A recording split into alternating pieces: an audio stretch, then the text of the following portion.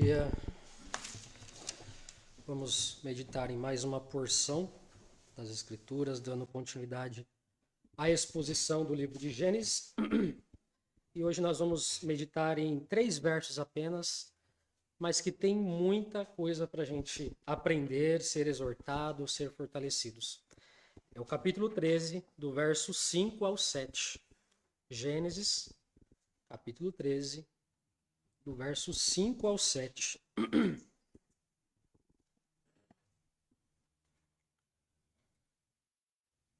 Eu estou usando a ARA, talvez os irmãos possam estar com uma tradução um pouco diferente, mas o sentido do texto é o mesmo, tá bom? Então, vou ler aqui. Ló, que ia com Abraão, também tinha rebanhos, gado e tendas, e a terra não podia sustentá-los, para que habitassem juntos, porque eram muitos os seus bens, de sorte que não podiam habitar um na companhia do outro. Houve contenda entre os pastores do gado de Abrão e os pastores do gado de Ló. Nesse tempo, os cananeus e os ferezeus habitavam essa terra. Amém? Somente 3 versos. Confesso para os irmãos que eu nunca achei que 3 versos renderia tanta coisa para a gente tratar.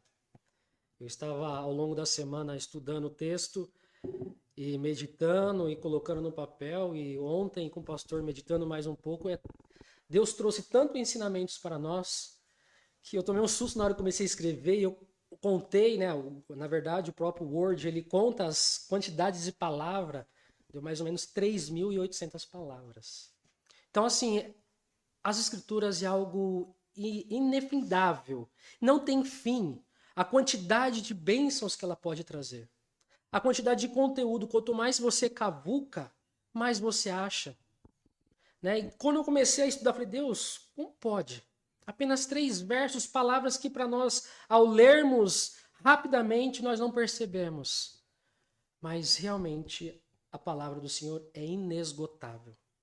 Quanto mais você vai buscando, quanto mais você vai cavucando, mais a palavra ela vai exalando, mais a palavra vai colocando para fora tudo aquilo que o próprio o Espírito Santo inspirou os seus servos.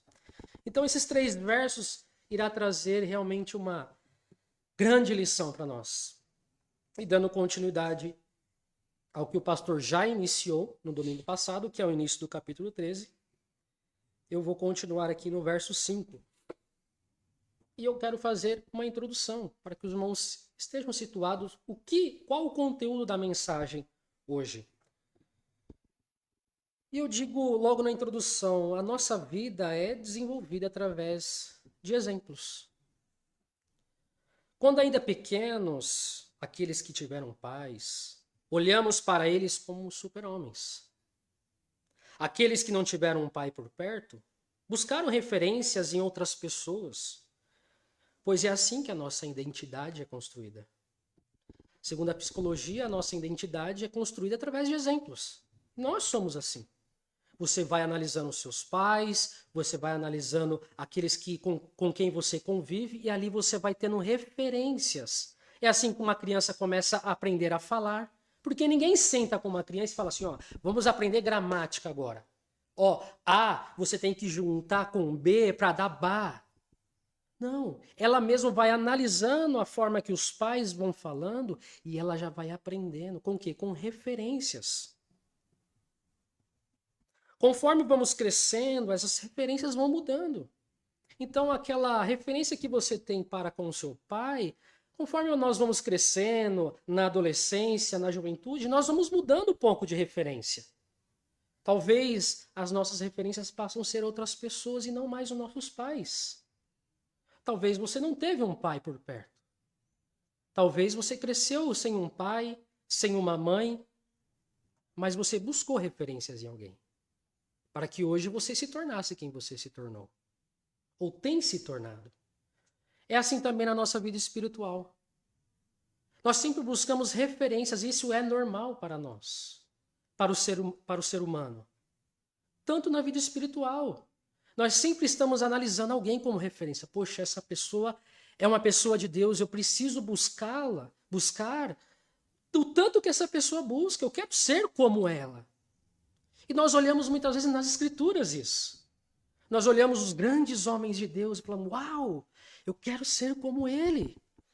Olhamos Abraão, o pai da fé, e olhamos, eu quero ser como ele.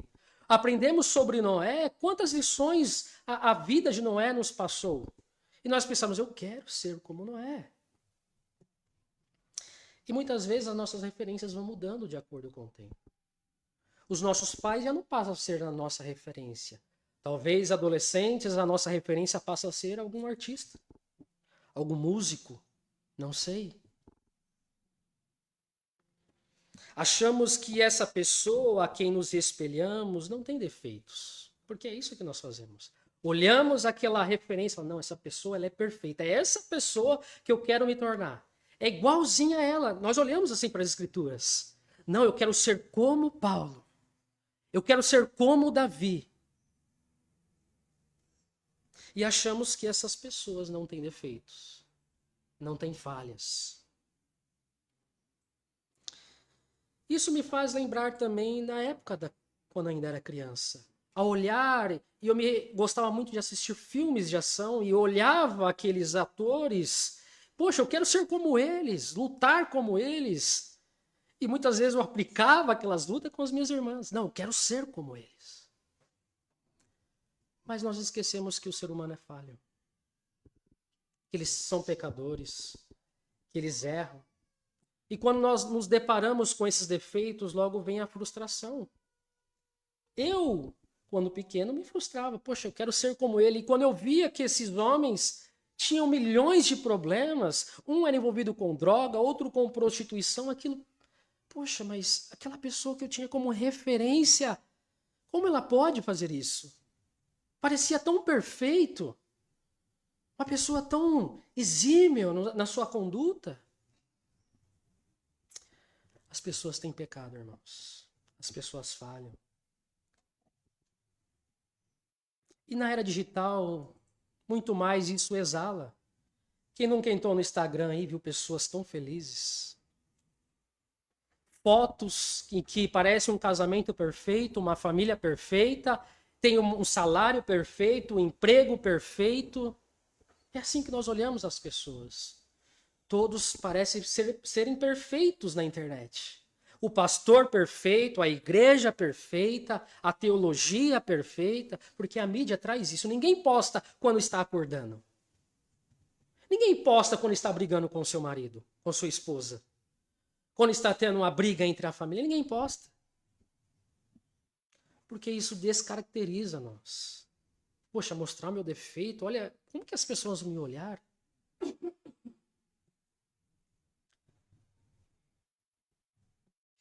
Porém, quando soube, eu retrato isso a mim, a olhar essas referências, isso me trouxe frustrações.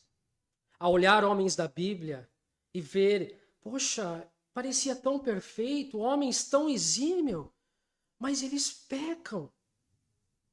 Eles erram. Eles falham. E a Bíblia está repleta de histórias assim. Nós aprendemos desde o início. Vimos o próprio Adão, um homem que falava com Deus na viração do dia, mas pecou. O seu pecado afetou a humanidade. Noé? Que dirá de Noé?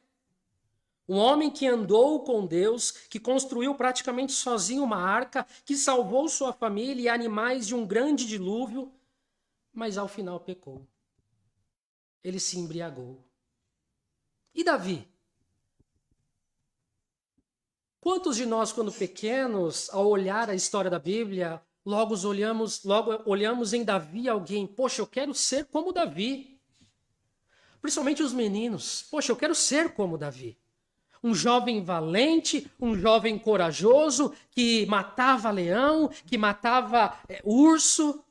E a história mais conhecida, que derrubou um gigante, com apenas uma pedra e uma funda. Um golpear que derrubou um gigante que afligia o povo de Israel. Porém, ele errou. E errou feio. Se deitou com Betseba, mulher do seu próprio soldado Urias. E para amenizar sua culpa, o colocou sozinho na linha de frente dos soldados, numa batalha, para que esse morresse. E assim ele estivesse livre para se casar com a mulher do seu soldado. Decepcionante, né, olhar isso? Alguém que nós temos como referência cometer tal pecado. E Abraão, em que nós vamos aprender mais um pouco aqui. Abraão é o pai da fé. Quantos de nós fazemos a referência? Abraão é o pai da fé. É ele, é a nossa referência. O próprio judeu tem uma grande estima pelo próprio Abraão. Mas ele pecou naquilo que mais caracterizava ele. Ele pecou por falta de fé.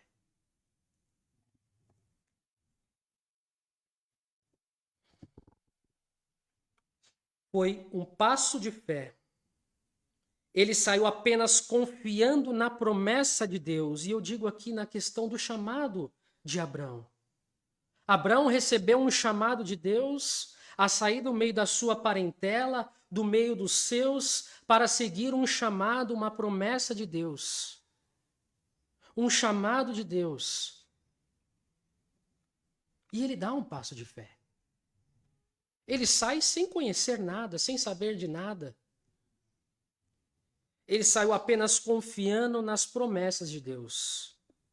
Entretanto, no momento de grande fome em Canaã, Abrão se sente obrigado a sair de sua terra, a partir para o Egito, em busca de alimento. Porém, ele se esqueceu de algo, de consultar a Deus. Este que prometeu que o abençoaria.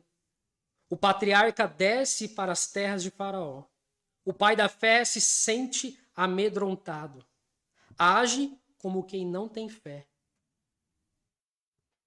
Ele dá sua esposa aos homens do Egito, com a mentira que ela era sua irmã, ocultando que ela era mais que sua irmã. Ela era sua esposa. Uma atitude totalmente egoísta, displicente, que o levou a receber uma dura repreensão do próprio Faraó. Que ainda por graça divina o presenteou com muitos bens. E no capítulo agora que nós estamos, vemos o pai da fé voltando à terra que não deveria ter saído. Ele volta arrependido. A beleza da história está no fato de que Deus, mesmo diante de tal erro, cumpre as suas promessas. O grande personagem bíblico não são os homens, mas o próprio Deus. Por que a Bíblia não está interessada em ocultar o pecado dos homens? Os erros dos homens? Porque a glória não é do homem.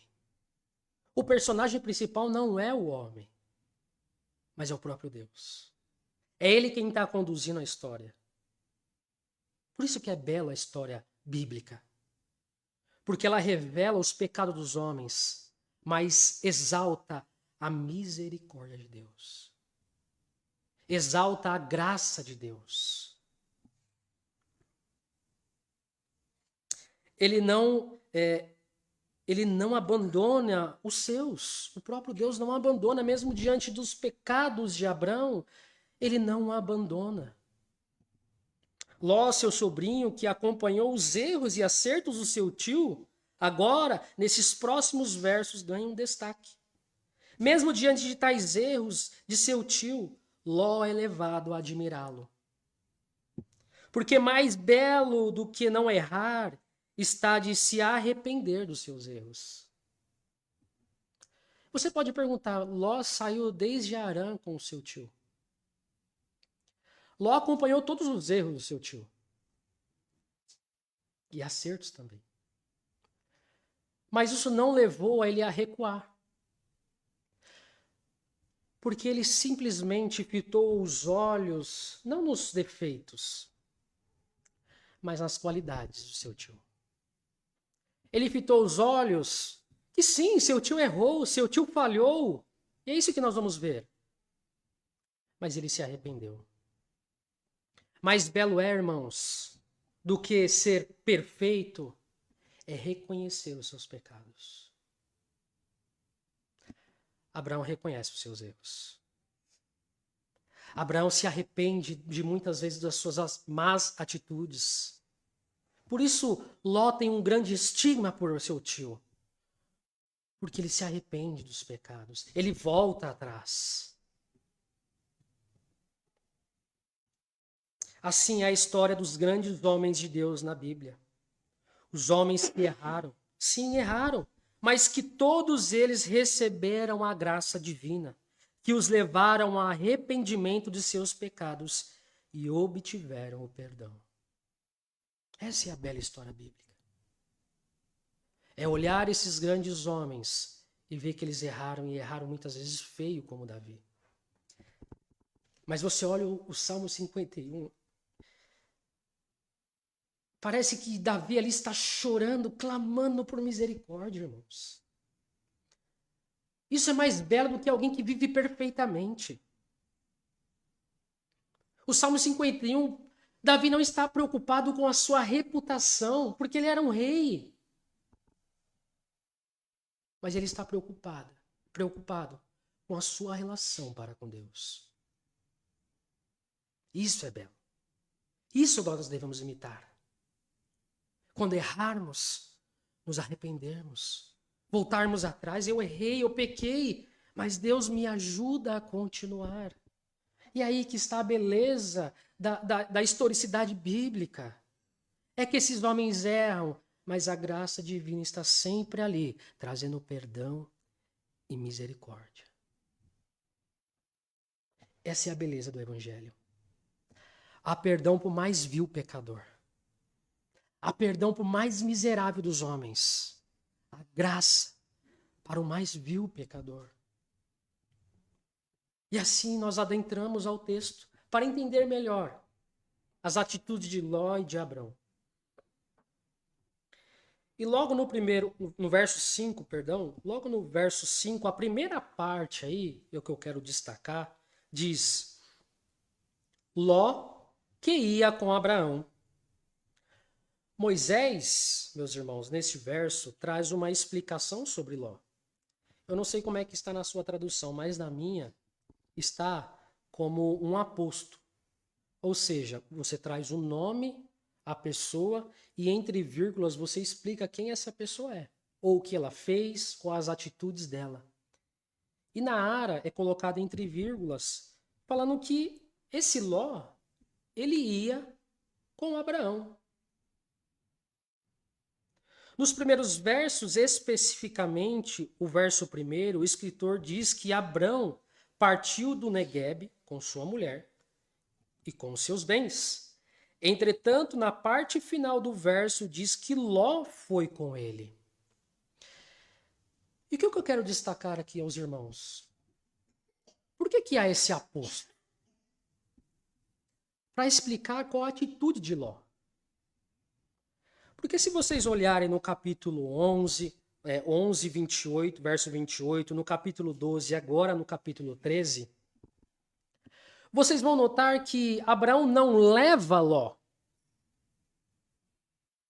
O autor diz que Abraão vai com a sua esposa, com seus bens, e Ló vai com ele. Ou seja,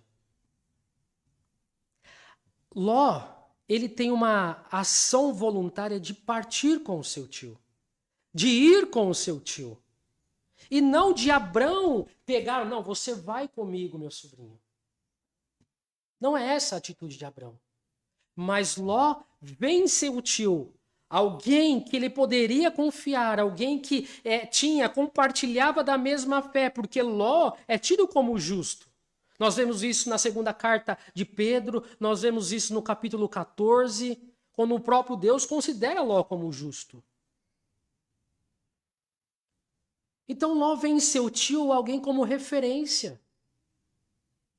E se você pensar, Ló estava estabilizado em Harã, conforme nós já vimos nas exposições anteriores. Eles pararam em Harã e ali se estabeleceram. E estabelecer ali não é somente ficar. Eles construíram uma vida ali. E aí você pode perguntar, poxa, mas Ló tem a sua irmã, que é casada com o seu tio? Ali está a sua família, está todos os seus bens, uma vida construída, e ele simplesmente faz o quê? Larga tudo para seguir o seu tio. Por quê? Eu não faria isso. Deixar minha vida confortável, tendo todos os meus bens, a minha família por perto, para seguir um tio que sequer sabia para onde ia, só estava seguindo um chamado de Deus. Mas essa é a beleza do texto bíblico. Que talvez, muitas vezes, nós, ao olharmos assim superficialmente, nós não entendemos.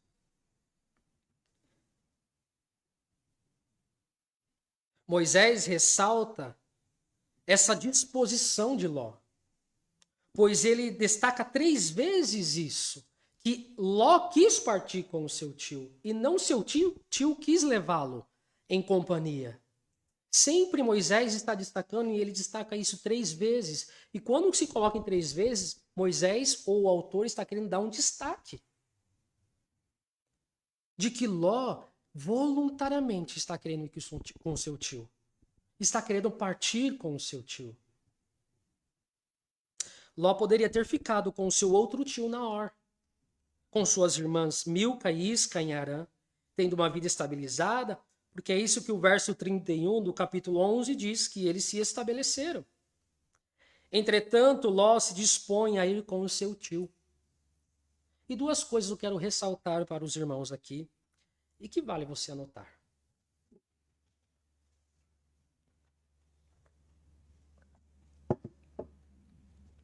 Primeira coisa, o exemplo e a influência de Abrão sobre a vida de Ló.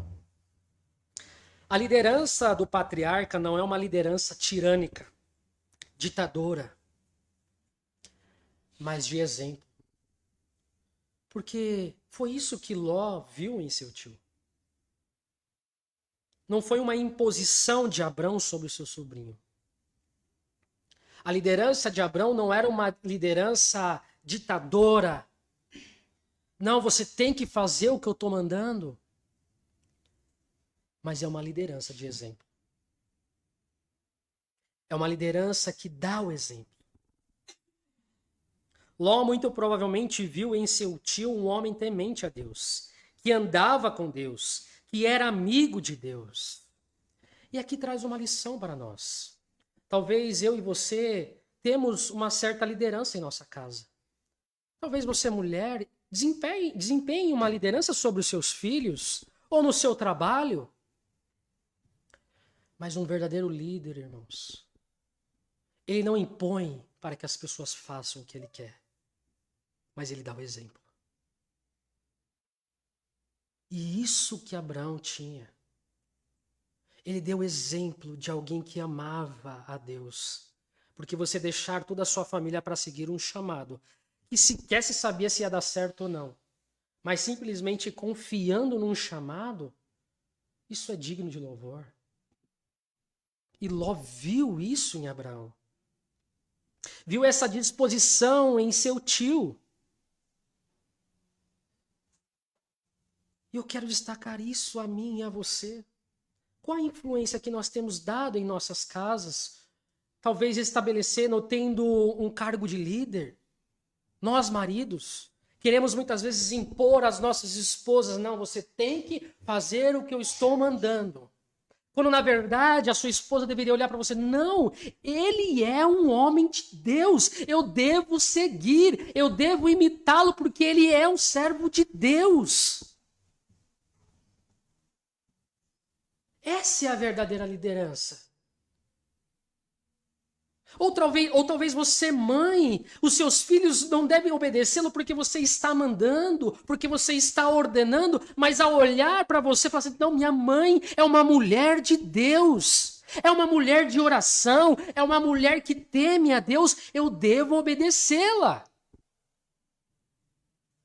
Por isso que Ló, ao olhar para o seu tio, falou, não, eu realmente preciso ir atrás dele.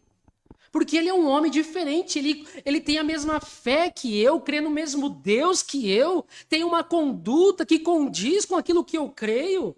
Eu devo seguir o meu tio. Embora eu tenha que perder tudo na minha cidade, na minha família ou com a minha família. Porque eu sei que meu tio está seguindo o caminho certo. O chamado de Deus.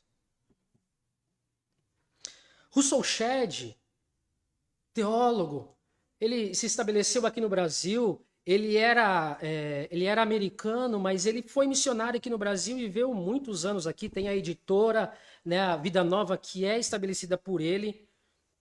E ele diz no seu livro, O Líder que Deus Usa, no capítulo 3, ele diz assim, ó, o caráter do líder que Deus usa. Diz que a liderança sugere que seus seguidores sejam voluntários.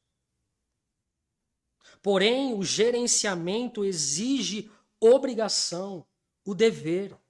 E ele destaca 6 características para essa liderança: santidade, cheio do Espírito Santo, sabedoria, fé, amor e servilismo, ou seja, servir os outros. Você não consegue enxergar isso em Abrão? Um homem que é santo. Santo, irmãos, não significa que nunca vai errar, mas ele sempre está buscando mudar. Ele se arrepende, volta atrás e começa de novo. Cheio de Deus. Aqui, cheio do Espírito Santo, nós já estamos olhando para o Novo Testamento, mas Abraão, ele tinha o próprio Deus o guiando. Ele tinha um relacionamento com o próprio Deus. Ou seja, nós vemos no próprio Abraão todas essas características exaladas ou caracterizadas pelo próprio Russell Shedd, o teólogo. Que nos faz o quê? A seguir essa liderança. Talvez, ou muito provavelmente, Ló enxergou tudo isso em seu tio. Um homem que servia a Deus, que amava a Deus, que buscava viver em santidade, mesmo errando, falhando, ele sempre estava voltando atrás e começando de novo. E aqui também vai mais uma lição para nós. Como que nós olhamos a nossa liderança?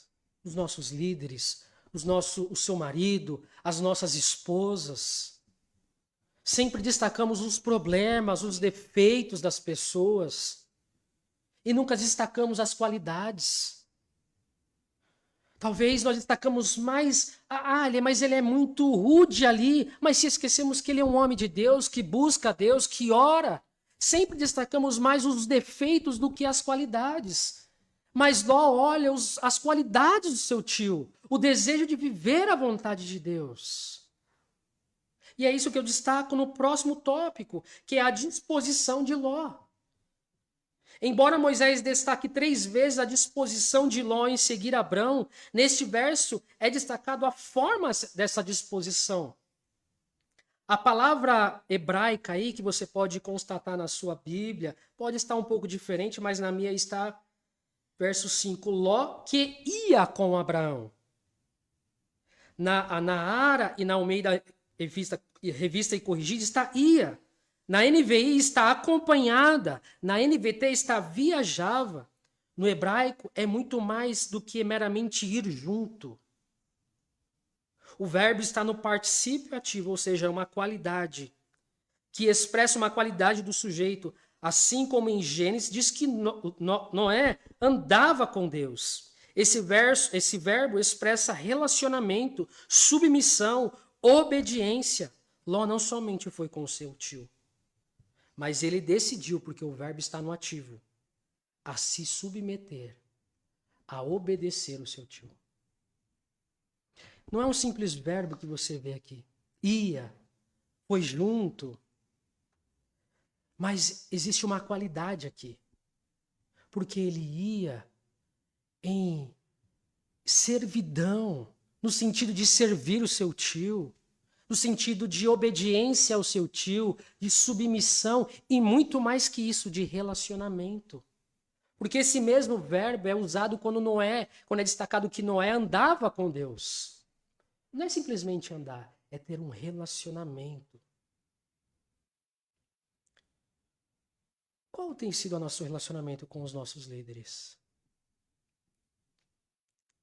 Talvez a gente tenha dado muito destaque, talvez vocês mulheres dão muito destaque aos defeitos dos seus maridos. Talvez nós filhos damos muito destaque aos defeitos dos nossos pais. E deixamos de lado as qualidades que eles têm. Mas Ló aqui nos ensina que ele se submeteu a tudo a seu tio. Ele tinha um relacionamento com o seu tio.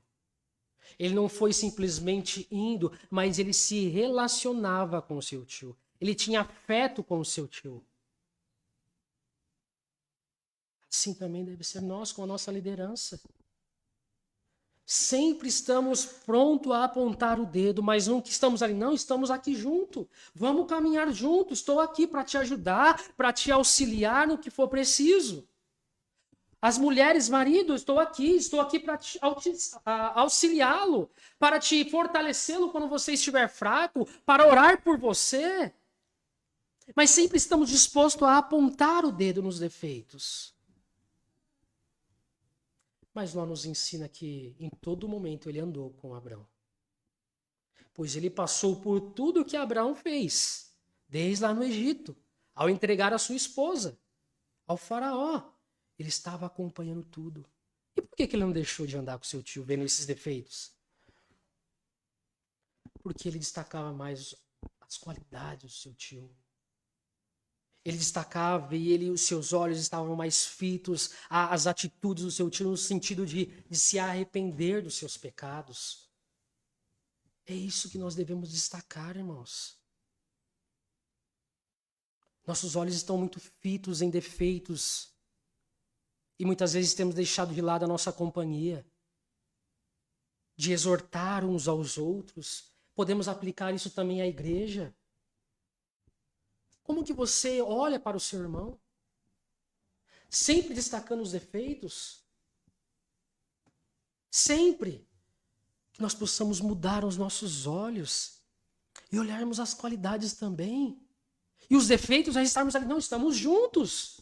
Estou aqui para auxiliá-lo, para te ajudar nos seus defeitos, nas suas falhas.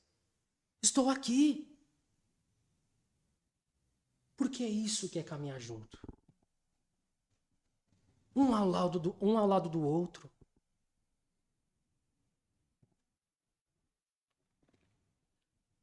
O que unia Ló e Abrão era a fé no mesmo Deus. O que deve nos unir, irmãos, é a fé no mesmo Cristo. É comungar da mesma fé, do mesmo amor. Os defeitos sempre haverão. Mas tenha em mente que nós servimos o mesmo Deus, temos o mesmo objetivo de ser como Cristo, de servirmos a Cristo, de ser a imagem dele e ajudar uns aos outros. Pois em nenhum momento Ló deixa o seu tio. Há um companheirismo entre os dois.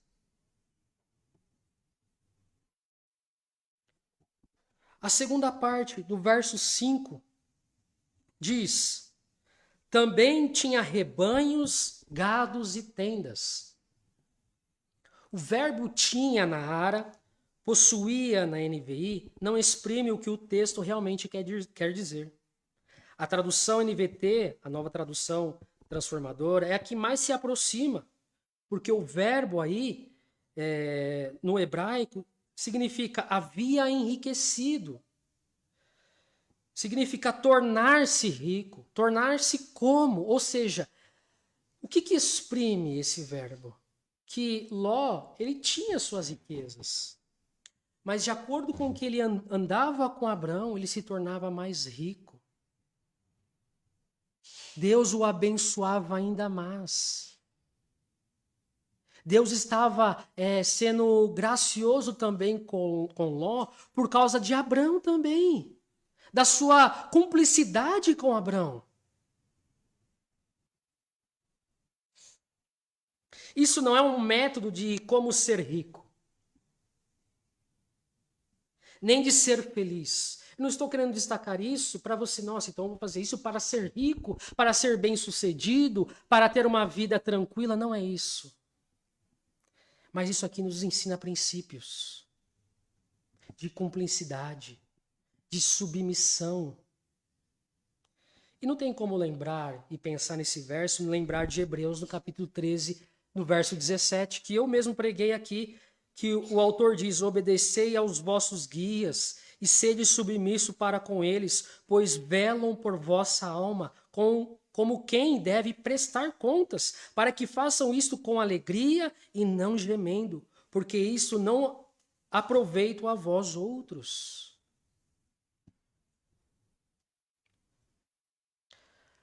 O que esse verbo nos ensina é que Abrão está sendo o mediador das bênçãos a Ló. Conforme Ló vai obedecendo, se submetendo ao seu tio, honrando o seu tio, sendo amigo do seu tio, Deus ia o abençoando.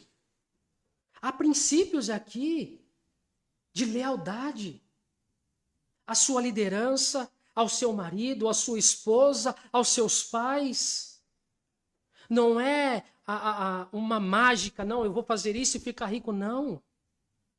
Mas Deus usa isso também para abençoá-los, para nos abençoar. Porque você não se lembra do 5º mandamento? Honra o teu pai e tua mãe para o quê? Para os seus dias serem prolongados. Existe algo fora do que a Bíblia diz?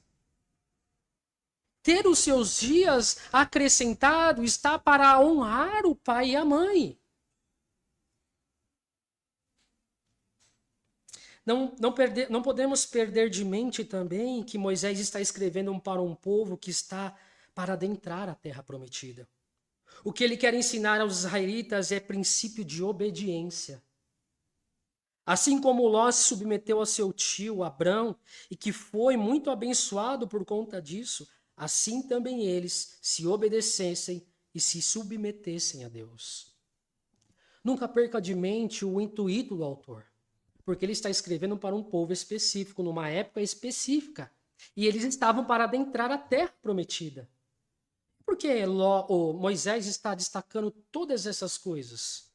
Para trazer princípios ao povo de Israel. Vocês têm que obedecer a Deus para que vocês sejam abençoados.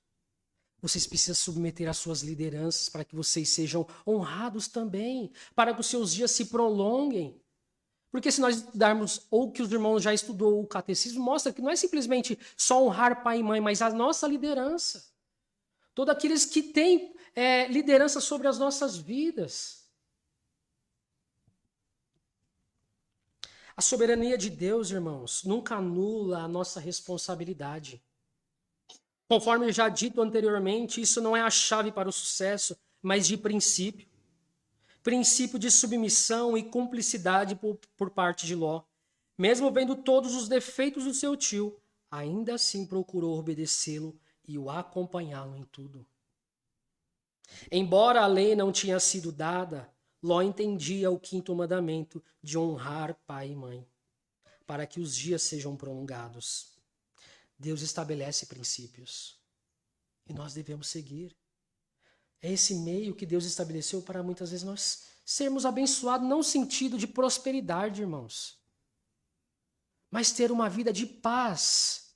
E paz não está isento de tribulações, mas paz em meio às tribulações. Você quer ter paz em sua vida? Obedeça a Deus.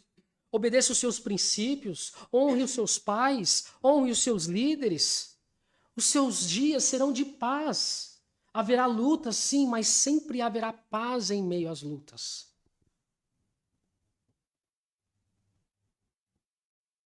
Se queremos ter uma vida abençoada, tranquila, devemos nos submeter às autoridades. A grande características principais dos nossos jovens hoje é destacada pela insurreição. Somos a geração que temos tudo. Se nós pensarmos Da nossa geração comparado com a geração passada, temos tudo. Os nossos filhos têm muito mais do que os filhos antepassados. Dos nossos avós, dos nossos bisavós. Tem celulares, tem videogames, tem escolas particulares, tem facilidade ao conhecimento. Porém, somos a geração mais infeliz. A cada dia, irmãos, cresce o número de suicídio entre os jovens e adolescentes. Por quê? Se tem tudo o que precisa. Come do bom, do melhor, tem do bom e do melhor. Mas não tem princípios. Não quer se submeter. Não quer obedecer. E a consequência é ter uma vida infeliz. Se olharmos para os nossos pais, eles não tinham um terço do que nós temos hoje. Mas por que eles eram tão felizes? Mais do que nós. O índice de suicídio lá, embora não seja contabilizado, mas era muito menor. Porque existia princípios. E a Bíblia sempre está estabelecendo princípios para que sejamos abençoados, para que tenhamos paz.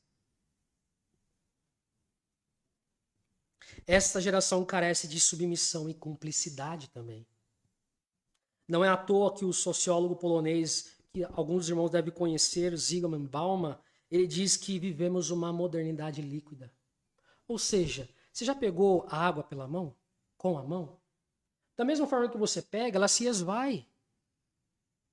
As amizades hoje, ela é terminada por simples curtir. Ele curtiu a foto de fulano, então, para mim já não tem mais amizade. Os casamentos hoje se dissipam por qualquer coisa. A cumplicidade para com os nossos amigos se acaba por causa de qualquer coisa. Precisamos de princípio, de cumplicidade. Porque é isso que as Escrituras nos ensinam. Você não lembra de Davi e Jonatas? Diz que Davi amava Jonatas. E Davi não teve todos os problemas que teve. E Jonatas deixou de amá-lo também. Porque ali está princípios, irmãos. Amor não é ser cego aos defeitos. Não, você enxerga os defeitos, mas muito mais que isso, você vê o caráter, você vê as qualidades. Cumplicidade. Outra lição que aprendemos é que quem ou que tem sido a nossa referência. De Ló, a referência era Abrão. A palavra referência significa aquilo ou aquele que serve como modelo.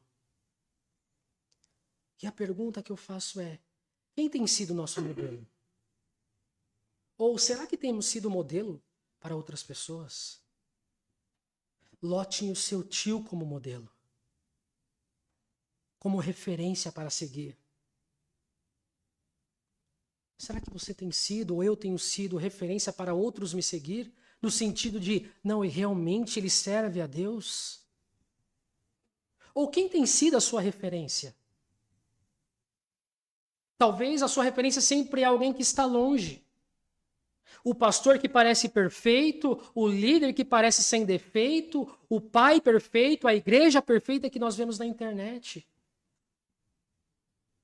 Mas descartamos aqueles que labutam por nós, que estão ali orando por nós. Sempre o pai do outro é melhor, a mãe do outro é melhor. Mas nos esquecemos que foi a nossa mãe que nos carregou por 9 meses. Os nossos pais que trabalharam duro para nos sustentar. Quem tem sido a nossa referência? A passagem aqui nos ensina que devemos ter princípios, irmãos, de lealdade, de cumplicidade, de honra, de obediência no Senhor. Verso 6.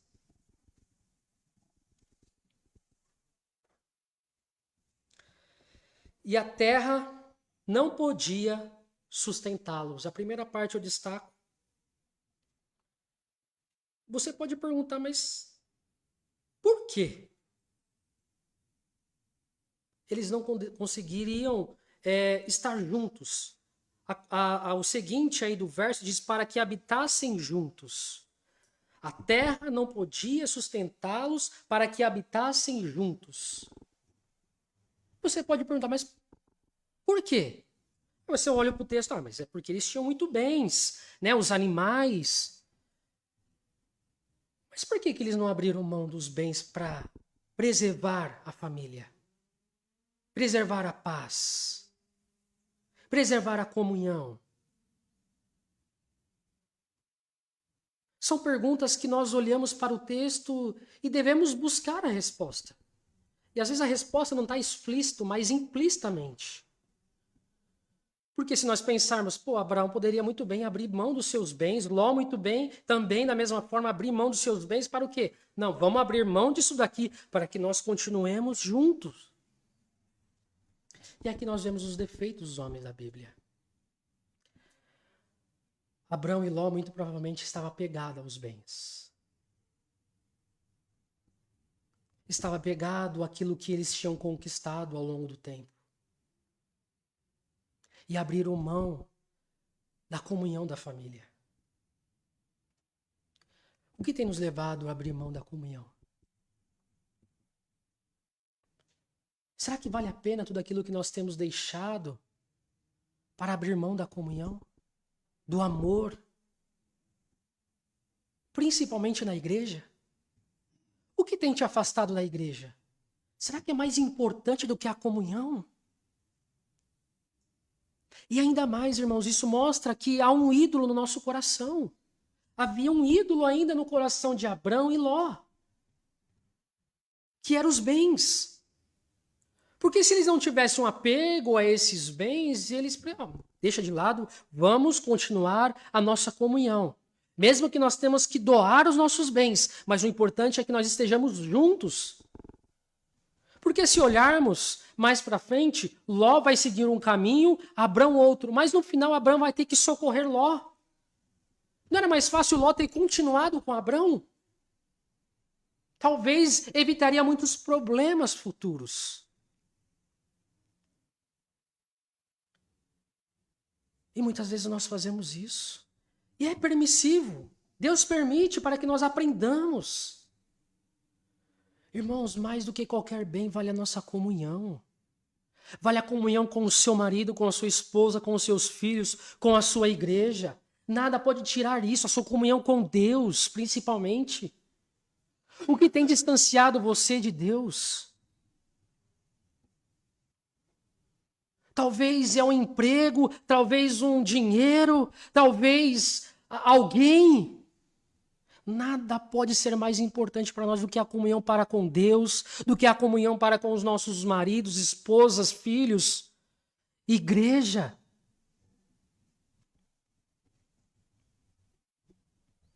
E a continuação do verso diz: porque eram muitos os seus bens, de sorte que não podiam habitar um na companhia do outro. Moisés explica o motivo do que ocorrerá no verso 7, que é a divisão dos dois, ou a briga entre os pastores, melhor dizendo. A quantidade de bens que Abrão e Ló conquistaram foi tão grande que em nenhum lugar seria o bastante para sustentá-los juntos.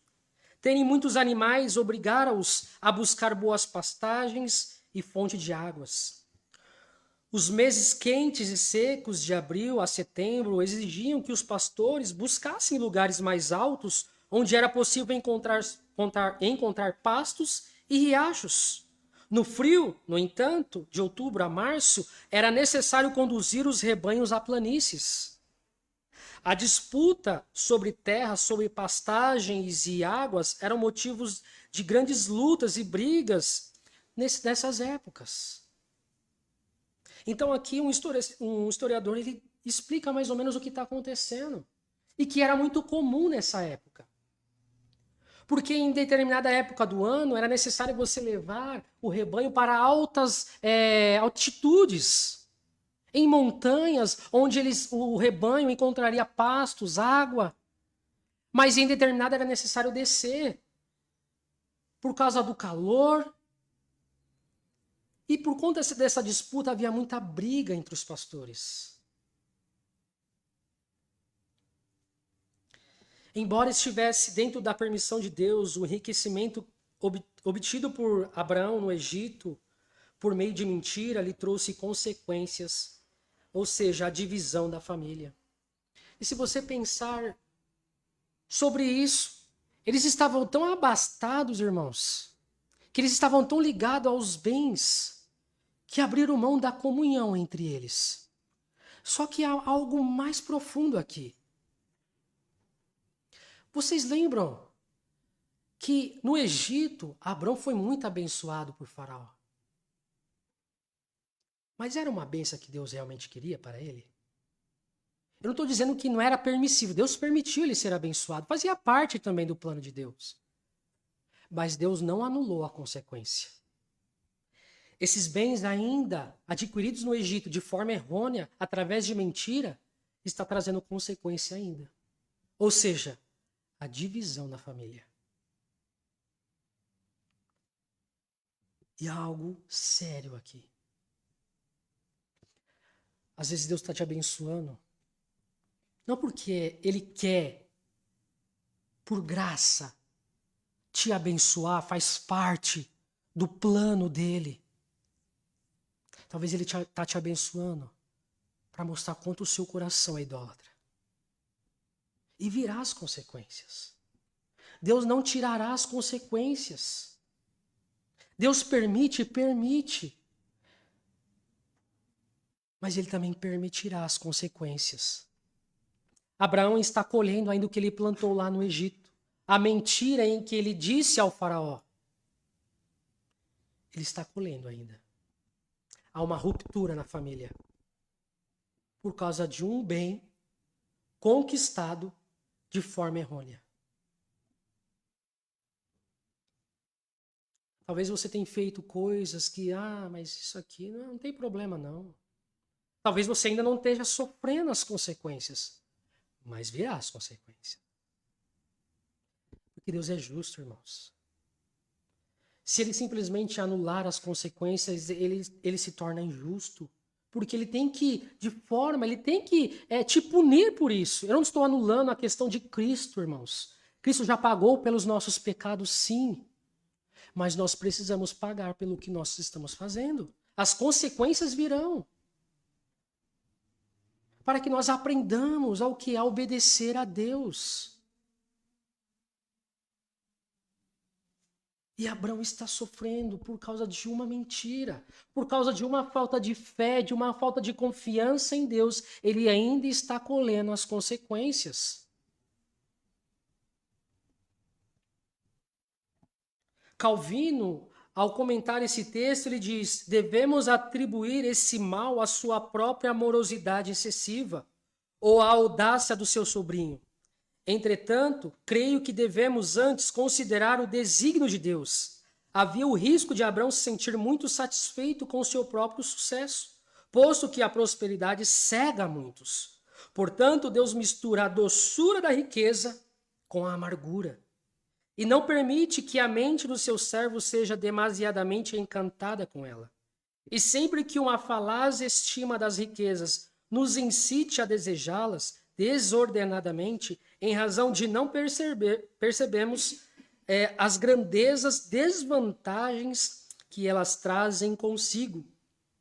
Que a recordação dessa história seja útil para restringir esse imoderado apego por elas. O grande problema aqui está no apego aos bens. Abraão se apegou àquilo que ele recebeu lá no Egito. Ao invés de ele prezar pela paz entre os dois, ele preferiu continuar com um bem que não era da forma que Deus queria, mas foi conquistada por meio de mentiras.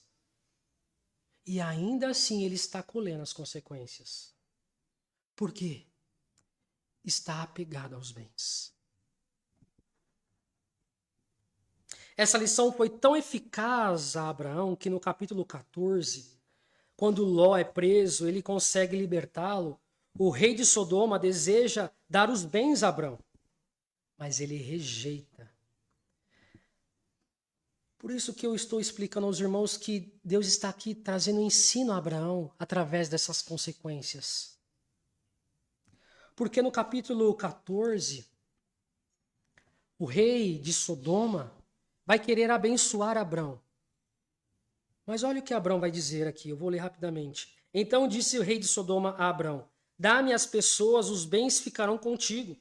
Mas Abrão lhe respondeu: levanto a mão ao Senhor, ao Deus Altíssimo, o que possui os céus e a terra, e juro que nada tomarei de tudo que te pertence, nem um fio, nem uma correia de sandálias, para que não digas: eu enriqueci Abraão. Nada quero para mim, senão o que os rapazes comeram, e a parte que toca os homens Anerskol e Manre, que foram comigo, esses que tomem o seu quinhão. Percebe que a lição que Deus deu aqui foi eficaz na vida de Abrão? Porque no capítulo 14 ele não quer ser mais enriquecido da forma que Deus não quer. Ele quer ser abençoado da forma que Deus estabeleceu para ele. Porque se olharmos nos capítulos anteriores, Deus disse a ele, a promessa é: você será muito abençoado. Essa era a promessa de Deus. E aqui ele aprendeu a lição no capítulo 14. De que ele seria abençoado somente por Deus. E não de forma errônea. Que nós possamos descansar nas promessas de Deus. Irmãos, descansar nas promessas de Deus é difícil. Não é fácil.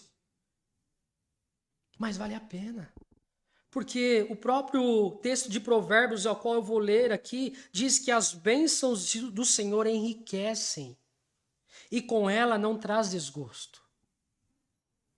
Entende? Vale a pena esperar a vontade de Deus ser estabelecida. Porque a alegria, o regozijo, não vem amargura.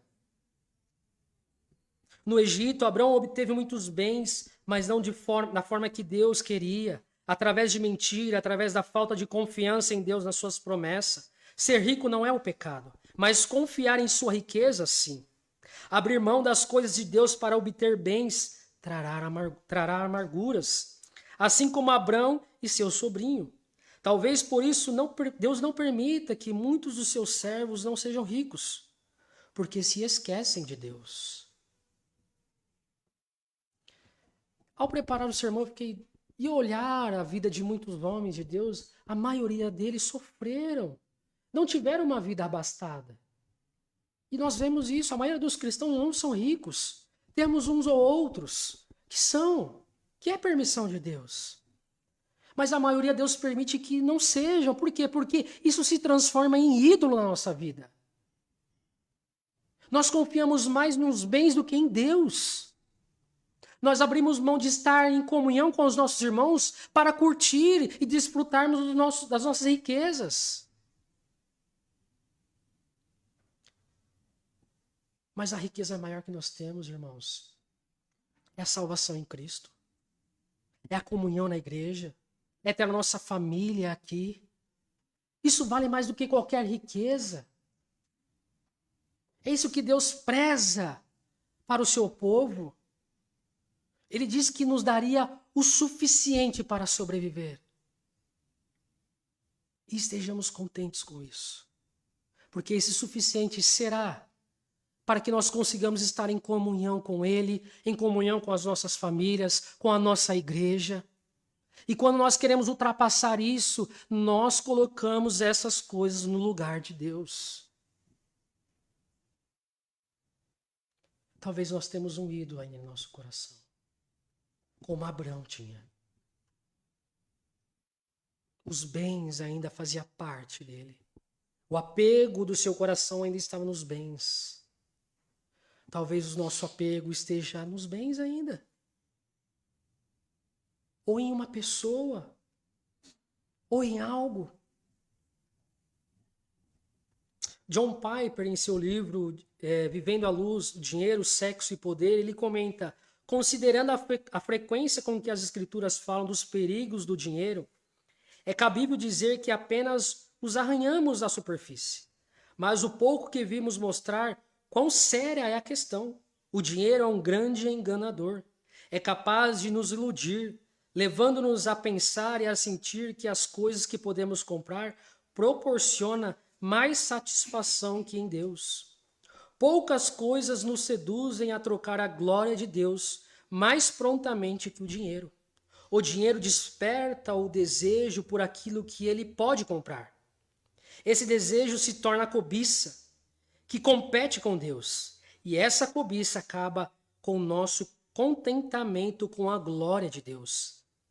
E em oposição ao primeiro e ao segundo mandamento, tornando-nos idólatras.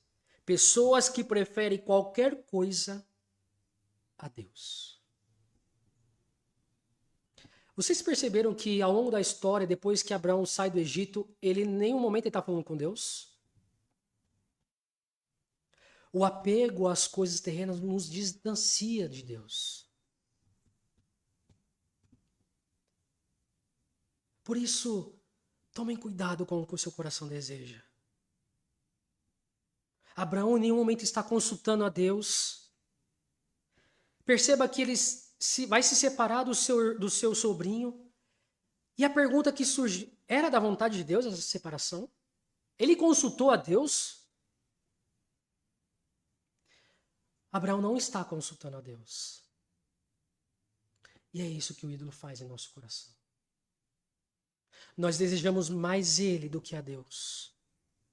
É isso que o dinheiro... Por isso, meu irmão, o dinheiro não é o problema em si. Mas esse apego, o coração apegado, aí está o problema. E muitas vezes nós deixamos de servir a Deus por causa de dinheiro. Quantas vezes eu já faltei na comunhão para querer trabalhar? Quantas vezes? Para conquistar aquilo que eu tanto quero? É isso que o ídolo faz. E perceba que o ídolo sempre está envolvido com aquilo que nós mais desejamos. O ídolo nunca vem te oferecer aquilo que você não quer. Ele sempre oferece aquilo que você mais deseja.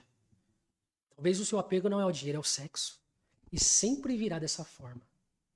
E você desejará mais a isso do que a Deus.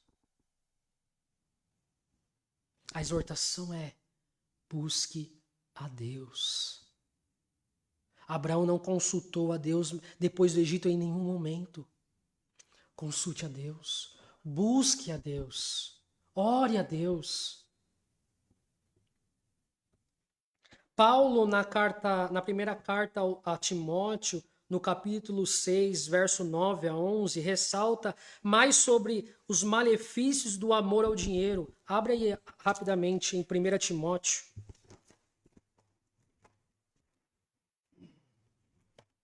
1 Timóteo 6.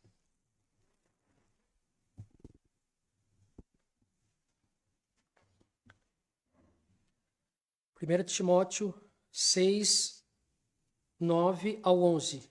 Ora, os que querem ficar ricos caem em tentação e cilada, e em muitas concupiscências insensatas e perniciosas, as quais afogam os homens na ruína e perdição, porque o amor do dinheiro é a raiz de todos, destaque a todos, os males.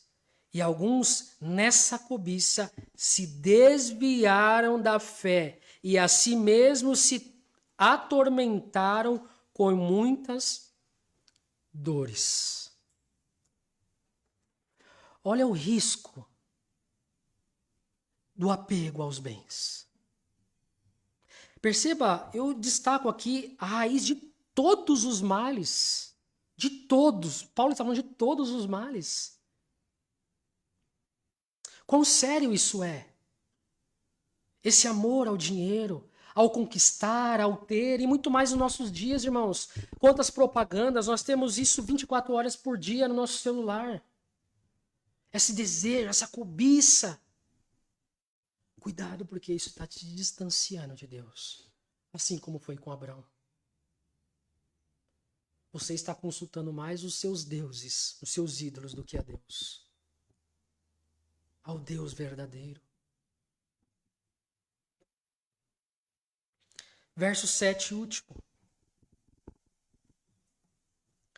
Ouve contenda entre os pastores do gado de Abrão e os pastores do gado de Ló. Vale destacar no texto, irmãos, que a briga não é entre Abrão e Ló, mas entre os seus pastores. Isso vale um destaque. Abrão amava o seu sobrinho, isso é uma verdade, a ponto de ir salvá-lo quando foi preso no capítulo 14. John Gill, ao comentar esse verso, diz: os pastores de Ló eram homens maus e alimentavam o seu gado nos campos dos outros. E os pastores de Abrão os reprovavam por seu roubo. Mas eles disseram: a terra é dada a Abrão, e ele não tem herdeiro, mas Ló é seu herdeiro. E que roubo é este? A briga começa não em Abrão e Ló. A briga está começando entre os servos. Isso vale um destaque para nós. Constatamos desde esse momento o que culminaria futuramente. Ao longo de toda a narrativa de Gênesis, Moisés vem fazendo do povo eleito, destacando o povo eleito do não eleito, dos que temiam a Deus, dos que não temiam. Então aqui há também algo que nós devemos prestar atenção. Porque, segundo John Gill, os pastores de Ló eram homens maus. Isso já estava mostrando o que seria no futuro. Porque qual a raiz, ou quais os povos que virão de Ló? Os amonitas, os moabitas, que serão perseguidores do povo de Israel. Então aqui já está começando algo nos próprios pastores. A divisão já está começando ali. A perseguição já está começando ali. Entre um querendo se sobressair ao outro. A grande divisão, irmãos, começa com pequenas brigas. O desejo por pastagem e riachos, que é o que está acontecendo com os pastores, ou trazendo para os nossos dias os status, o reconhecimento, levam muitos pastores a brigarem entre si. Vemos tantas brigas hoje. Pastores querendo mais status do que o outro. Mais reconhecimento entre o outro do que o outro. E aqui já está explícito para nós, um querendo se sobressair ao outro. E podemos aplicar isso aos nossos dias. Quantas divisões vemos ao longo da história da igreja, causada por egoísmo e soberba. O problema, e eu destaco aqui, não estava entre Ló e Abrão, mas entre os servos. Muitos problemas que surgem nas igrejas não começam entre os líderes, mas entre os liderados. Com pequenas facções. Paulo estava sofrendo com isso também lá em Corinto. Por que isso é tão sério, irmãos? Porque Ló e Abrão, eles se amavam. Havia uma cumplicidade entre os dois. Mas uma facção que começa ali nos seus servos, uma briga que começa ali nos seus servos, culminará na ruptura da família. E quantas coisas nós já vimos ao longo da história da igreja que começou com pequenos burburinhos, com pequenas fofocas, com pequenas mentiras, que culminaram em ruptura, com a divisão de igrejas, com a divisão de famílias. Os grandes problemas começam com pequenos. Ah, mas isso não tem problema. E aquilo vai crescendo, até que há uma rachadura.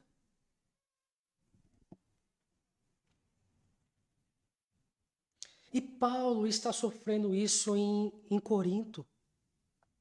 Quando ele escreve a sua primeira carta aos Coríntios, quando eles estavam dizendo, eu sou de Apolo, eu sou de Paulo, eu sou de Pedro, eu sou do próprio Cristo. Ou seja, já está havendo uma divisão ali na igreja. E Paulo vai fazer o quê? Pode parar com isso. Nós somos apenas servos. Eu planto, Apolo rega, mas o mais importante é Deus que dá o crescimento. O mais importante, irmãos, não são os líderes. Porque líder é servo e muito mais servo do que vocês que estão sentados. Porque o fato de nós buscarmos conhecimento não é para nós mesmos, mas é para melhor servi-los. Ou seja, somos muito mais servos do que vocês. Mas a glória é de Deus. A glória é de Cristo.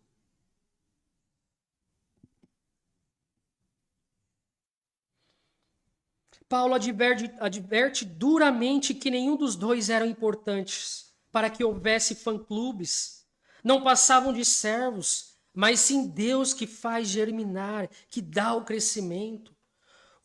Uma igreja que começa a tirar os olhos de Cristo e começa a olhar os seus líderes não como servos, servos como qualquer outro, que apenas tem certas características diferentes, cada um com suas peculiaridades, com seus talentos e fraquezas, mas os olham como superestrelas. Está fadada a ruína. Quantos pastores têm sido tratados como estrelas? Quando na verdade o destaque é Cristo. Ele é o Senhor da igreja. E Paulo está advertindo a igreja de Corinto. Pequenas rupturas, irmãos, começam com grandes rupturas começam com pequenas coisinhas, sabe? Ah, não, eu prefiro fulano. Não, mas fulano é melhor que o outro. E nisso vai minando. Vai havendo uma rachadura. Uma casa nunca começa a cair do nada. Sempre é uma rachadura que começa bem pouquinho, aquilo vai aumentando, até o ponto em que você não consegue mais trazer uma liga entre as duas paredes, entre as duas colunas, porque começou pequenininho. O centro da igreja, irmãos, é Cristo. O centro de tudo é Cristo. Os nossos olhos têm que estar fitos em Cristo Jesus. Líderes erram. Líderes falham. Porque é isso que eu introduzi aos irmãos. Esses homens da Bíblia todos erraram. Por quê? Porque os nossos olhos não têm que estar fitos nesses homens, mas em Cristo. Ele é o modelo perfeito para nós. E os apóstolos entenderam isso, muito mais Pedro. Porque quando Jesus adverte a multidão, não, vão embora, vocês estão atrás de mim somente por coisas. Vocês querem se alimentar, vocês querem pão, e a maioria vai embora, os discípulos estão ali, ele fala, vai embora vocês também. O que Paulo diz? O que Pedro diz? Ele diz, para onde ou para quem iremos nós, se só tu tens as palavras de vida eterna? É somente Cristo, irmãos. Nenhum bem pode se sobressair a Cristo, nenhum líder, nem nada pode se sobressair a Cristo. Cristo é o centro de todas as coisas. Cristo é o centro.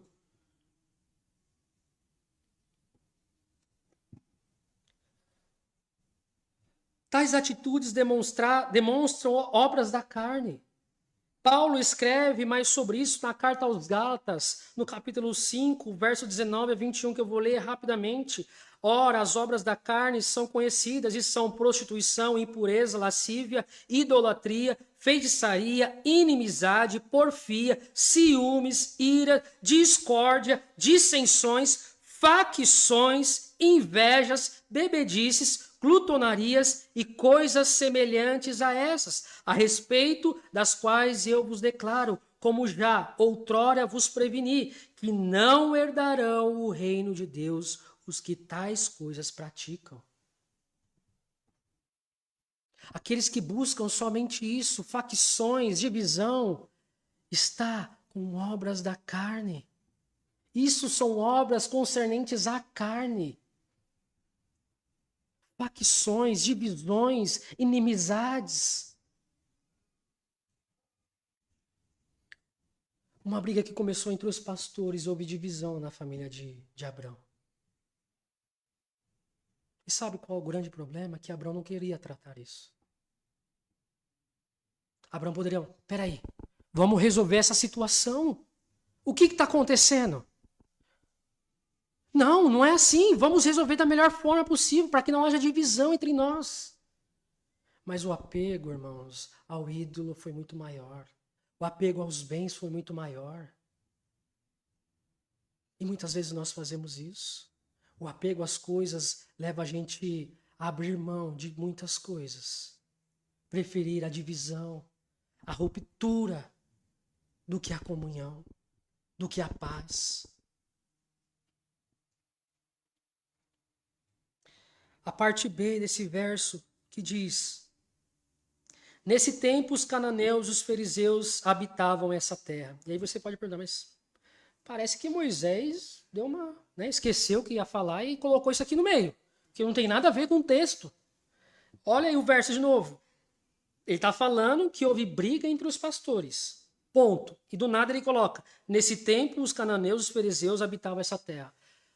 Parece que ele deu uma pausa, vou comer alguma coisa e volto a escrever de novo. Mas não é. Tem um motivo porque Moisés está escrevendo isso. Moisés acrescenta que os cananeus, os fariseus ou perezeus em algumas traduções habitavam a terra onde Ló e Abrão estavam, para ressaltar ainda mais o problema. Os cananeus, embora fosse um nome geral, sua história ou seu antecedente remonta-se a Canaã, filho de Cã. Os fariseus, pouco se conhece sobre eles. John Gill explica quem são esses fariseus. Ele explica que eram outra família ou tribo da mesma nação, cujo nome significa uma aldeia. Esses eram pagãos ou aldeões, vivendo em cabanas ou casas ou tendas espalhadas pelos campos, e eram um tipo de gente rude, desumano e antissocial.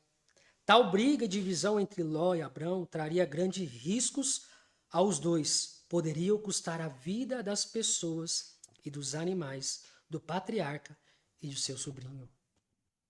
Percebe um erro que começou lá no passado? Lá no Egito? Olha o risco que está trazendo aqui. Porque está havendo brigas ou uma briga entre a família. E se nós olharmos alguns versos anteriores, vai falar que Abrão, ele adorou a Deus. Ou seja, ele pregou o evangelho. Ele invocou o nome de Deus. Só que aí você, imagine o povo olhando, principalmente os cananeus e os fariseus. Mas ele está adorando a Deus e agora está vendo uma ruptura na família? Isso estaria mais, ou deixaria eles mais suscetíveis ao quê? A destruição da família total. Porque os cananeus e os fariseus também perseguem o povo de Israel. E com essa ruptura, abriria a brecha para esses dois povos os atacá-los. Pois eles estariam enfraquecidos. A divisão da família deixaria-os enfraquecidos. Por isso que Moisés está colocando esses povos aqui no final do verso 7, para mostrar o perigo que eles estavam correndo. Perigo de morte, perigo à família, aos rebanhos. Irmãos, brigas e divisões nunca afetam só os envolvidos, mas aqueles que o cercam. Percebe que o risco não está somente a Abrão e a Ló, mas a família. A divisão traria ruptura à família e eles ficariam suscetíveis a ataques inimigos que destruiriam talvez as suas mulheres, os seus filhos, os seus rebanhos.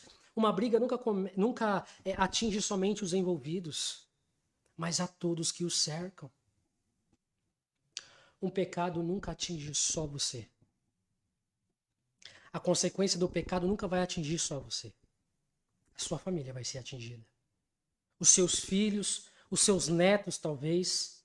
No caso de Abrão, o seu sobrinho. O pecado nunca atinge só um, irmãos. Sempre atingirá mais gente. Por isso que é tão grave o pecado. A briga entre os pastores de Abrão e Ló poderia trazer riscos a toda a família. Nossos erros e pecados nunca afetam somente a nós, mas a todos que nos cercam. Um erro que iniciou por falta de confiança em Deus, lá no Egito, por parte de Abrão, culminou na divisão da família. Uma simples fofoca na igreja pode desestabilizá-la. Uma simples falta de prioridade, de confiar em Deus, de se submeter à sua vontade, pode ruinar nossa família e casamento. Percebe quanto grave isso é? Um erro que começou no passado causa ruptura no futuro. Talvez uma negligência sua em obedecer a Deus pode destruir o seu casamento. Uma mentira que começa aqui pode trazer uma ruptura na igreja. Por isso é grave o pecado. E o pecado nunca atingirá somente os envolvidos. Atingirá todos que o cercam. Tome cuidado com o pecado. Porque pessoas que não têm nada a ver com o problema sofrerão as consequências. Ou sofrerão as consequências. A própria Sarai, ela está sofrendo as consequências. Lá no Egito, sendo entregue ao faraó, por causa do quê? Por causa de uma atitude de Abrão de querer mentir, de se autopreservar. O pecado nunca atinge só uma pessoa, irmãos. Mais pessoas serão atingidas pelas consequências dos nossos pecados. E eu concluo agora, irmãos. Há um certo dito que diz que a história serve como placa de sinalização. Ou seja, olhamos para ela com o intuito de não errar mais. Abrão foi o pai da fé, mas pecou por falta de confiança em Deus. Mas não o desmerecemos por isso. Olhamos para os seus erros com o objetivo de não cometermos os mesmos. Olhamos suas qualidades com o intuito de imitá-las. Abrão influenciou seu sobrinho, não com uma liderança com dura servidão e tirania, mas com um doce exemplo de ser amigo de Deus, de andar com Deus. Ló observou isso, se apegou às qualidades do seu tio, o que o fez largar tudo para segui-lo. Que influenciemos aqueles que nos cercam pelo fato de andarmos com Deus, de amarmos a Deus e de servi-lo. Mais do que qualquer outra palavra, influência ou a nossa atitude influencia mais as pessoas do que as palavras. Olharmos a história, irmãos, serve como quê? Ensino. Para que nós não caiamos no mesmo erro, nas mesmas falhas. Por isso que a história é como placa de sinalização. Ó, não vai por esse caminho, porque a consequência vai ser essa. Então, ao olharmos as atitudes de Abrão aqui, serve como lição. Não vou cometer o mesmo erro. Eu tenho que lutar para não cair nas mesmas atitudes dele. Mas nunca deixando de lado as qualidades. As qualidades devem ser imitadas. Olhem para os seus líderes. Os erros dele devem servir para quê? Para você não errar também. Não vou fazer isso que ele faz porque é errado. Mas imite o que é certo. Destaque as qualidades. Não, isso aqui ele tem como qualidade e está explícito nele. É isso que eu quero imitá-lo. E os seus defeitos servem para o quê? Não, eu não vou fazer, eu não vou seguir as mesmas coisas. É isso que nós olhamos nas Escrituras. Aprendemos com os erros e imitamos as qualidades. Outra lição que aprendemos é que o nosso contentamento esteja em Cristo. O contentamento de Abrão e Ló talvez estava nos bens, mas que o nosso seja em Cristo. A busca por bens terrenos pode nos levar a trocar a Deus por qualquer outra coisa desta terra. O dinheiro pode trazer conforto momentâneo para a nossa vida, mas só em Cristo encontramos descanso às nossas almas. O dinheiro pode trazer segurança e com isso uma certa paz, mas só em Cristo temos a paz que excede todo o entendimento. O dinheiro pode trazer uma vida cheia de abundância, mas só em Cristo temos a vida abundante. O dinheiro pode nos fazer conhecido entre os homens, mas não nos torna conhecido de Cristo. O dinheiro não nos pode livrar da morte, mas em Cristo o aguilhão da morte foi quebrado. E a maior alegria que temos, nós que fomos salvos na vida e na morte, é saber que pertencemos a Cristo. E eu termino esse sermão com a pergunta do nosso catecismo A primeira pergunta: qual é o seu único ou o nosso único conforto na vida e na morte? Que eu não sou de mim mesmo, mas pertenço corpo e alma, na vida e na morte, ao meu fiel Salvador Jesus Cristo. Ele já pagou por todos os meus pecados com seu sangue precioso e libertou-me da tirania do diabo. Ele também cuida de mim de tal forma que nem um só cabelo pode cair da minha cabeça sem a vontade de meu Pai que está nos céus. Em verdade, todas as coisas cooperam para a minha salvação, pois eu pertenço a Cristo e o Espírito Santo me assegura a vida eterna e me faz sinceramente disposto e pronto para, de agora em diante, viver para Ele. Essa é a nossa alegria. Nenhum bem pode satisfazer mais um cristão do que o bem de ser escolhido de Deus. Que nós venhamos descansar nessa salvação. Essa é a maior vitória do crente, irmãos. Essa é a maior bênção, a salvação em que ninguém pode tirar. Ninguém.